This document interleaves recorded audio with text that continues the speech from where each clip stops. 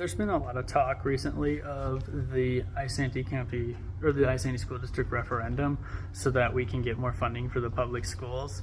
The City Council meeting last night had somebody come up complaining about some of the rhetoric around the referendum. And I want to play the response or a response from Councilman George Heeman because I think it's very important to talk about. It's come to our location because of our facilities. They're that bad. My wife is the president of a travel volleyball club. There was an incident last year at the Isanti Middle School where a team was practicing in there and a light bulb exploded. The police came thinking it was a shooting incident, and had the volleyball team not been there, the building probably would have burned down. The high school gym just flooded because the roof leaked. You can always make a donation.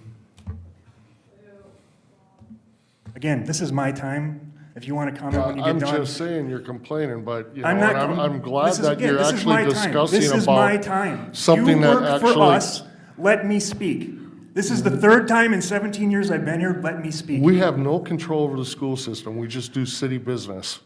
You're missing the point. You're making it city business. You're making it all our business. Don't post online if you don't want comments. It's on my personal Stop. profile, This ma'am. is my time. You can.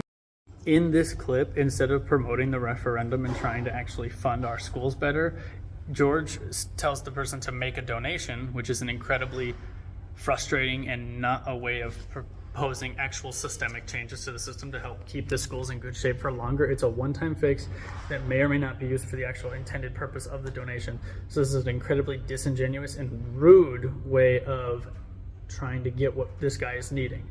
Other than that, if you as the council don't have as much power over the referendum as say a different place, or maybe the school board, or maybe direct them to that, say, and hey, go to the school board.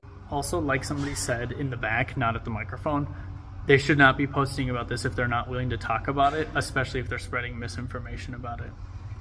Also, all of these people are spreading a lot of misinformation about this referendum and trying to make it a big political issue instead of actually just looking at it and using it as a way to maybe help some of the city's problems. This is not the way our city councilmen should be functioning. They should be much more respectful of people who are coming up with these concerns and these complaints.